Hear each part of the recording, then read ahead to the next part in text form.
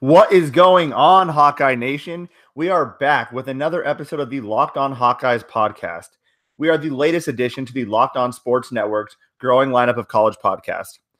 As every day, I am your host, Andrew Wade, editor over at dearoldgold.com, where you can find all of your analysis pieces on all things black and yellow. And we have a great episode for you today, mostly because it was a fantastic weekend in Hawkeye athletics. All right. The football team came out big with a 63-0 win. Women's basketball won. The wrestling team won. The men's basketball team won a tournament for the first time in many years. And personally, I completed my first and last Ironman. So great weekend all around for us Hawkeye fans. And also just kind of the last tidbit, Noah Fant is apparently undecided on whether or not he wants to go to the NFL, which would be huge if Iowa can return him. Obviously, they need to figure out how to utilize him better, but just lots of good news in the Hawkeye world. It's been kind of a rough couple of weeks for us. Not sure what to expect with the men's basketball team and two real kind of disappointing starts to playing some of the mid-level teams they're playing, but they came on strong the last week. The football team kind of jumped out to a 3-game losing streak before picking that up this weekend, and it's just been great. It's nice to see some of our teams win again in Hawkeye Nation. On today's episode, on segment 1, we're going to be reviewing the Iowa football game. On segment 2, we're going to be doing a recap of the Big Ten football games. And on segment 3, we're going to be touching on the men's basketball game and what that means for the program going forward. But before we jump in, make sure you subscribe to our podcast on iTunes, Stitcher, Spotify, or wherever you get your podcast at. And please, please, please leave us a review. You can also find us on Twitter at Locked On Iowa. Please follow us there. We'll be posting updates on when episodes will be posted, what some of the content is, letting you know when we're going to be having some guest appearances or, some former Hawkeye athletes joining us. And definitely leave us a review there. Also, on Twitter, you can find me at Wade_Andrew. I love interacting with fans. I love interacting with other Hawkeyes around the nation. So please feel free to follow me on Twitter and we can, converse in any facet you want. I'm happy to take content ideas or suggestions. Love some of the constructive feedback as well to making this podcast be the best podcast on the Hawkeyes on iTunes, Stitcher, and Spotify. For segment 1, we're going to be talking about the Iowa football game. And as most of you probably know already, Iowa beat Illinois 63-0. And that margin was the biggest margin in the Kirk Ferentz era. In fact, the 63 points was the most points that an Iowa team has scored in the Kirk Ferentz era. I didn't get a chance to go back, further into the details to see some of the other scores historically, but that's pretty solid in 20 years for Iowa to put up 63 points, and they're able to pitch a shutout against an Illinois team that, although maybe not the best on defense, has kind of figured out what they need to do offensively to get the game going in their favor. And obviously, based on the score, you can tell there are probably a lot of pretty good people in that game. So we had, on the defensive side, AJ Epineza had himself a day. And this guy is fantastic, and I am so excited to watch him play over the next couple of years. Obviously, next year at the end of the season, he'll be eligible for the NFL draft. It'll be interesting to see where he begins getting ranked at because he is a incredible prospect. But if Iowa somehow manages to keep him around for 4 years, I feel really bad for starting left tackles and right tackles in the Big Ten because he is already making some of the strong tackles in the nation look pretty bad. Against Illinois, he had 8 tackles, 3.5 tackles for loss, 1.5 sacks, a forced fumble, a fumble recovery, a punt block, and a touchdown. Let's just let that sink in a little bit. Do you understand how incredible that stat line is? I wish there was, some ways to kind of pull if there's ever been a stat line specifically like that. But needless to say, Epineza was the star on defense, basically making Illinois regret not being able to land him considering he is from the state of Illinois. Lucky for us, his dad, Epi Epineza, went to Iowa, played on the football team, and that definitely gave us a good in. And thank God, because Epineza is incredible. The defense did pitch a shutout. A few other players had some pretty good games. There were Imani Hooker, Christian Welch, and Michael Ojemudia all had interceptions. Continued kind of a good trend. Imani Hooker is actually, I believe, third in the Big Ten in interceptions now with 4. Maybe I think he's actually tied for second. So He's continuing his outstanding play. On the offensive side of the ball, Iowa had its first 100-yard rusher in almost a year as McKee Sargent went for 121 yards on 17 carries for 2 touchdowns, and that actually earned him the ability to start against Nebraska. So the 2 deeps came out, and McKee Sargent is number 1 on the depth chart for the first time this season. Fantastic for him. The JUCO product out of Iowa Western has worked his way up the depth chart, relatively unknown coming into the season to myself, to other Iowa football fans and analysts, but Sargent has been a breath of fresh air in the running game. He's kind of a mix of both Ivory Kelly-Martin and Toren Young. Ivory Kelly-Martin's really that speed back. Toren Young's that power back. And McKee Sargent's kind of a all-around solid player who can do really all of it. And I've been really impressed with some of his footwork, his ability to navigate holes and lanes in the running game. And he's been really the most consistent back we've had so far this season. In addition to Sargent, Toren Young also added 67 yards on the ground with another 2 touchdowns. And Nate Stanley had a quietly solid day. Nothing spectacular by any means, but on a day like this, you didn't need Nate Stanley to carry the team. And he threw for 178 yards and 3 touchdowns as Iowa tried to get the tight ends involved early and often. I don't know if all the news and press around the Noah Fant situation really got to Kirk Ferentz and Brian Ferentz, but they did a good job of setting up plays specifically designed to go to the tight ends. Hockenson and Fant combined for 5 catches for 102 yards and 3 touchdowns. And honestly, if this game had been any sort of close and Iowa really needed to throw the ball, I bet those stats would have been a little bit higher. Those 2 guys had double the amount of passing or double the amount of receiving yards for the team. So they had half the receiving yards for the entire team. So pretty impressive stat line there. And like I said, I think it would have been a lot more had Iowa needed to throw the ball, but they did not have to. The lone bright spot for Illinois, they had Ravon Bonner went for 100 yards and 21 carries in replacing Reggie Corbin, who's one of the top rushers in the Big Ten. He went down with an injury after the first game, and he's kind of been struggling and battling some injuries, but it didn't really impact Illinois in any way, shape, or form. Iowa's defense was able to hold them throughout the day. On the special team side of the ball, pretty exciting. Kyle Gronewig was able to finally take a punt to the house. That was the first punt return for a touchdown in nearly 2 years. The last person to do that was Riley McCarron, who is now on the Patriots. So Gronewig, the senior transfer from, I want to say, South Dakota State, or it might be University of Sioux Falls, finally able to get one, take it to the house. He did have a fumble on the day, but no real issues there. I'm happy with his ability to be explosive. We did not get to see Amir Smith-Marset return any kickoffs because Illinois only kicked the ball off once. So nothing spectacular to write home there. And then Miguel Racino's went 8 for 8 for extra points. So way to stay consistent. And then finally, to wrap it up on the special team side, we had Colton Rassetter, who had a very Colton Rassetter-like day, averaging under 40 yards. In fact, Nate Stanley had a nice little pooch punt that went 36 yards. So who knows, maybe our starting quarterback can maybe kick the ball a little bit more effectively for our special teams and pin teams back a little bit deeper. So hopefully that'll, I don't expect that to get fixed this year, but hopefully next year the Iowa coaching staff can work on that. So Iowa is now sitting at 7-4, and they are heading into Nebraska, or heading into the Nebraska game this Friday, hoping to turn that season into 8-4, potentially get into a solid bowl, maybe the Red Box Bowl, that still kind of outskirts of the Tax Slayer Holiday Bowl, something like that. It'd be nice to get into a warm weather game for the Hawks to go into and end the season 9-4 on a strong note. That way they can kind of jumpstart the 2019 season, which would be huge for a program that has suffered quite a bit of disappointment in this season so far. So coming up next, that's kind of it for our Iowa recap. Not a lot to talk about when the Hawks kicked so much butt over the weekend. We do have on tomorrow's episode, it is fully devoted to the Iowa-Nebraska football game. We have a guest appearance from a good friend of mine, a very loyal Nebraska Cornhusker fan who can shed a lot of light on what Nebraska brings to the table. And spoiler alert, they bring a lot. It should be an interesting game. I do think Iowa will win, but check out the podcast coming out tomorrow for all the information on the Iowa-Nebraska team.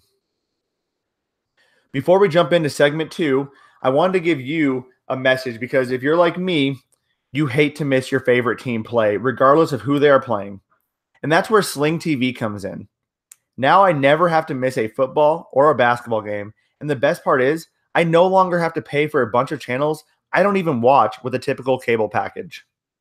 For just $30 a month, you get access to ESPN, the Big Ten Network, and more without the hassle of a long-term contract. What's even more exciting is that we have a fantastic offer for you. Locked On listeners can get a free 7-day trial by going to sling.com/lockedon. That's SLING.com/lockedon. Never miss a game again with Sling TV.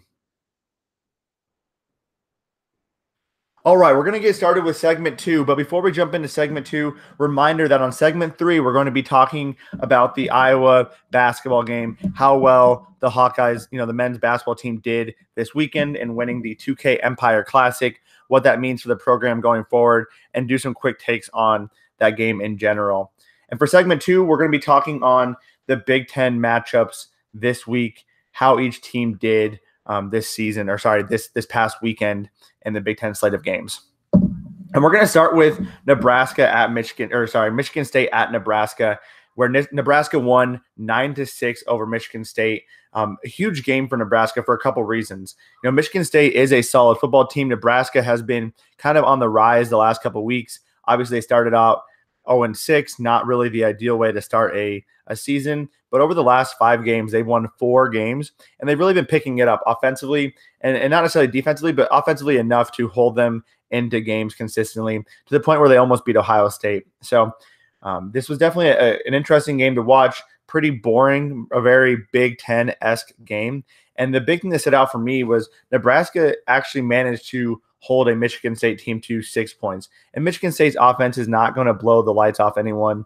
They're kind of in the middle of a quarterback controversy with Brian Lewerke, their incumbent, really struggling, and Rocky Lombardi doing some good things here and there. So either way, Nebraska, managed to pull out the victory that only had 5 field goals combined between the two teams, and they really pulled it out together in the end. So interesting stuff to see from Nebraska. Definitely worries me as we go into facing them in just a few days, and definitely make sure to check out tomorrow's episode where we'll be touching on that matchup more. Number 22 Northwestern beat Minnesota 24-14. Nothing too crazy here. Northwestern, they were coming into somewhat of a trap game. Minnesota's pretty solid at home. They perform well for some reason while they're playing at TCF Bank Stadium. This could be, like I said, a trap game simply because Northwestern already won the Big Ten West. So it's easy to kind of let your guard down after you've accomplished a big goal at this point. But Northwestern pulled it out. They won 24-14. And one thing I just wanted to bring light to is the fact that Isaiah Bowser ran for just 85 yards on 29 carries for 2 touchdowns. Again, I don't understand what Northwestern is doing against Iowa and why Iowa can't stop them, but it's like they took MJ's special drink from Space Jam before every single Iowa game because they just play outstanding against us. But that's neither here nor there. We can get them next year, I think. The next game I wanted to touch on is number 14 Penn State. They beat Rutgers 20-7. And really, Penn State just kind of coasted in an ugly game. It didn't feel like they really needed to turn the Jets on at any point, and they didn't want to because they wanted to kind of save themselves as they gear up for an exciting postseason, hopefully a good bowl game for them. And obviously Trace McSorley's been dealing with some what I perceive to be some nagging injuries, and so good to see him get a few more rushing yards on the ground and not take any crazy hits. One stat line I wanted to point out was that Rutgers quarterbacks were combined 5 for 16 for 46 yards and 2 interceptions. I feel like at this point anyone could be back there, and they're going to be just as good as Rutgers. You can get lucky 5 times in a game for 46 yards, but maybe that's just me. Maybe I'm a little harsh on Rutgers, but interesting score there. Ohio State actually had a very close game against Maryland. They beat Maryland 52-51, and Maryland lost on a last-second 2-point conversion that was no good. Dwayne Haskins was actually named the Big Ten Offensive Player of the Week for his performance, and Maryland's back Anthony McFarland was named Freshman Player of the Week for his performance. So offensive explosion either way. I think the big takeaway here is that Ohio State's defense just hasn't been that great this year. They feature a lot of top-tier talent. Obviously, it hurt that Nick Bosa is not returning to the team and was out with an injury, but that team still features a ton of NFL talent. and they are getting exploited game in and game out. It'll be fun to watch them play Michigan this upcoming weekend and see exactly how those two teams match up, because the Big Ten's really been beating up on itself throughout the season. And just quickly to touch on that Michigan, the Michigan team, they did take care of business against Indiana, winning 31-20, and they are one game away from, securing that Big Ten East title and then playing in the Big Ten championship and really trying to represent the Big Ten in the college football playoff, which is a huge endeavor. And one of those things that, I'm not a big fan of the Michigan program. I'm not a big fan of the Ohio State program, but I am a big fan of Big Ten teams doing well in the college football playoff and in postseason in general. It looks good for the conference. It helps out Iowa indirectly. And unfortunately, I think this year is going to be a little bit tough, considering Alabama's pretty strong, but it'll be good to see a Big Ten team make it. So it's important that, Michigan kind of takes care of business next week against Ohio State. And then finally, to wrap it up for the Big Ten slate of games, we had Wisconsin winning in triple overtime against Purdue. They beat Purdue 47-44. And Wisconsin had quite the comeback. They were down by about 14 points at one point, came back to, obviously win the game. Jonathan Taylor had a huge, monstrous game offensively. He accounted for 321 yards on the ground on 33 carries and 3 touchdowns. And the one takeaway I want to take from this is that, Purdue is a really good team. Again, they can't win the close game. And there's also some weird things going on within the program. There were some rumors coming out earlier this week that head coach Jeff Brom would be leaving for Louisville. He tried to squash those rumors as much as possible, but that is obviously something that could be impacting those Purdue players. They've done a really good job of rallying around Jeff Brom and taking, a team with not as much talent and really relying on 3 players offensively to carry that team to a lot of big victories this year.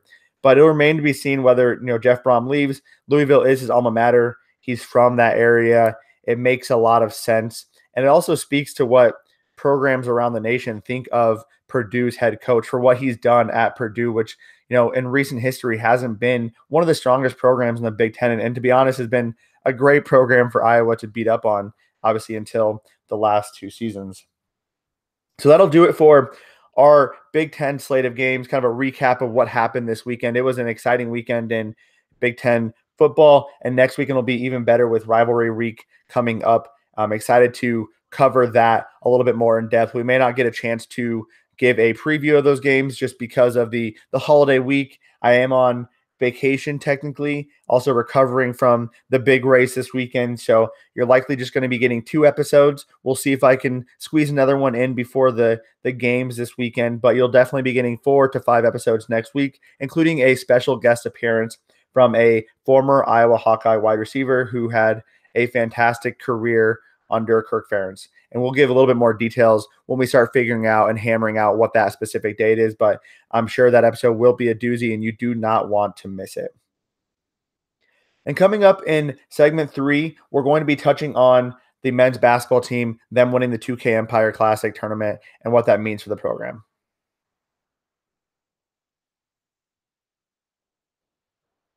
All right, so it was an exciting weekend in Iowa men's basketball. The women's basketball team is obviously on fire. They're doing great, and we're definitely going to be covering that as the season progresses as well, because the women's basketball team has a very good shot of making a deep run into the NCAA tournament. And the men's basketball team is coming on hot right now. So they started out the season a little slow. They didn't perform very well against University of Missouri, Kansas City, and they didn't perform very well against the Green Bay Phoenix. And it left a lot of fans sitting there thinking, did this basketball team really improve? Because when you play teams like that, you're expected to win, but you're also expected to win by a decent amount of points. And Iowa didn't really put the games away in either of those games until the end of, the second half, or the middle of the second half, which is not what you're expecting from a Big Ten team coming off of 14 wins, but coming in with such high expectations about themselves. This is a relatively veteran-loaded team. They brought in a top 100 recruit in Joe Wieskamp, and they're returning Connor McCaffrey, a former 4-star recruit who really missed most of the last season due to injuries and illnesses and was actually granted a medical red shirt. So he is really just a freshman, didn't get a lot of playing time last year because of all the things happening, but Iowa does have a pretty solid team, and it showed when they took on Oregon, number 13 Oregon, mind you, and beat them handedly, which we covered on last Friday's episode. And then they entered the final game of the 2K Empire Classic tournament playing a University of Connecticut Huskies team. And this isn't your same UConn Huskies team that's won national titles over the last decade, but UConn's always a strong program. They're a basketball program. They're a basketball school, and that's one of their strengths. And Iowa just went to town on UConn. They only were down to UConn for the first 4 minutes of the game before just pulling away consistently, and at one point being up by, I want to say 24 points at one point. So they did come away victorious. They won 91-72, and that's Iowa's first early season tournament title since 1997. So over 20 years has passed since the Hawkeyes have won an early season tournament. A great way to start the season. Obviously, there's a ton of work left to do for this program, but Fran McCaffery appears to have this team on the right track. Considering that they're not really doing so well from a shooting standpoint, but they're playing solid defense. They're breaking down the other team's offense well, and they're really exploiting some of the mismatches that they have on the offensive side of the ball with their versatile big men, their ability to play multiple lineup combinations and still have 3 or 4 scorers on the floor at all times, and a lot of guys who can get hot from three-point. Especially considering, Isaiah Moss was kind of the big guy in this, the early part of this game. He really helped Iowa begin to build that lead. He was hot from downtown, going 2 for 3. The forwards, Tyler Cook and Luke Garza, though, really paved the way in this game. They have been performing like madmen in the last couple of games, and I'm excited to see what they do when they enter into the Big Ten slate of games. They combined for 48 points. Okay, 48 points against UConn. So over half of Iowa's points came from 2 of their forwards, Tyler Cook and Luke Garza. Cook was 10 for 14, and Garza was 7 for 14 and 2 for 5 from the three-point range. So that is some incredible production, and I don't believe when you're looking at this Iowa basketball program, you're not expecting all of the production to come from just those two, considering you have Joe Wieskamp, you have, Jordan Bohannon, Isaiah Moss. You have those kind of guys who can score lots of points in a hurry, Ryan Crean or Nick Bayer. But to get that kind of production when some of the other guys were struggling is great news. That's what, for a team that wants to, make an impact on the season this year, they want to make the NCAA tournament. They want to make a run regardless of what outsiders think of the team. That's the kind of things that need to happen. They need players who can turn it on when everyone else is struggling and make a game of themselves. Speaking of people who are struggling, Joe Wieskamp was held to just 1 point and 2 assists. So after his really, really strong start against UMKC, he's kind of been held relatively ineffective the last couple of games. Hasn't put up a ton of points. Obviously, he's not completely ineffective. He's been doing a good job. And keep in mind, it's just his 4th collegiate basketball game. He's still starting for the Hawks. That's not going to change anytime soon. He's doing a lot of great things. It's just not showing up on the stat board. So that'll likely change as as the Hawks continue to get him involved.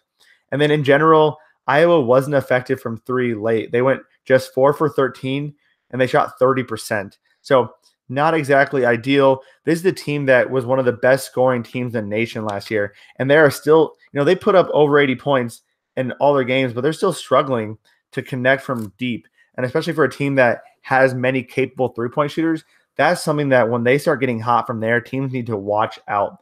Because also on the defensive side of the ball, the team has begun to look good.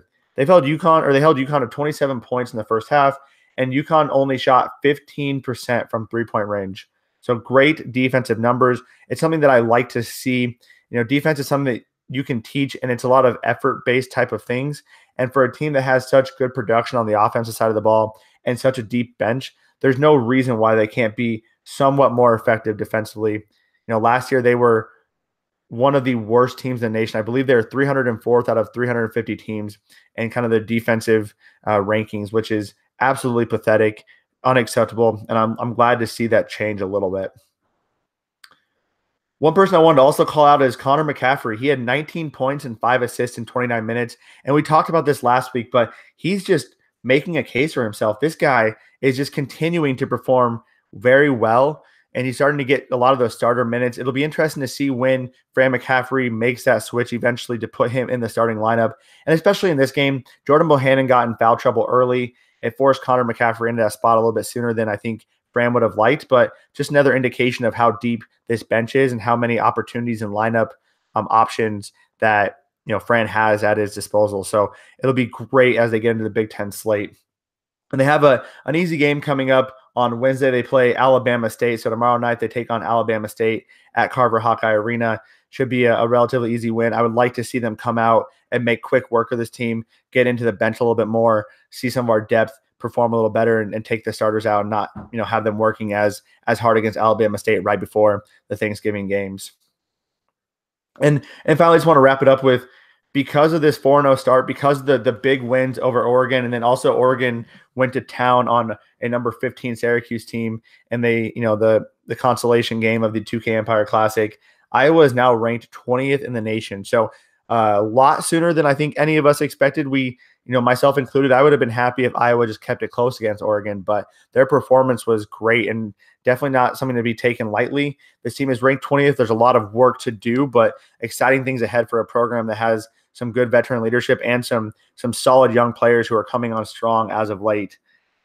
And we'll be covering that in a lot more detail as we go on. Obviously, the football season is beginning to wrap up. There's going to be some great segments we have covering that next week and the week after. Obviously, getting into what bowl games can the football team be making and what, so on and so forth. And then we're going to start covering the basketball season in more details, covering the women's team and the men's team both, because both of those teams are playing very well this season. Neither team has a loss, and the wrestling team, per usual, is doing fantastic. So I want to get to more of those type of topics. Again, this is going to be a short week. We're only going to have likely 2 episodes, but next week we'll be back with at least 4, possibly 5, and a guest appearance.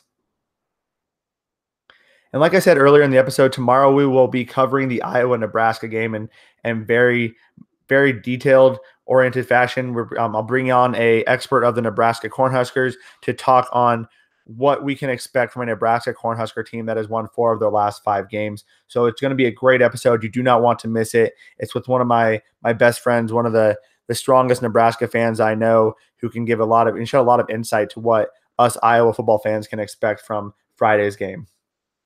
And that'll do it, though, for our Tuesday episode. Like I said earlier, I'm your host, Andrew Wade, and you can find me on Twitter at Wade_Andrew, and you can follow all of the exciting happenings of the Locked On Hawkeyes podcast on Twitter at Locked On Iowa. Also, make sure you subscribe to our podcast on iTunes, Stitcher, Spotify, or wherever you get your podcast at, and please leave us a review. Would love to hear from our listeners about what you think of the show, what you would like to see, and so on and so forth. And feel free to interact with us on Twitter. We are very responsive, love talking and communicating with our fans of the show. Love to get some of your ideas and feedback, because ultimately, without you, this show would not be possible. So again, Hawkeye Nation, thank you for joining us on the Locked On Hawkeyes podcast. Have a great day, Hawkeye Nation, and we'll be back tomorrow.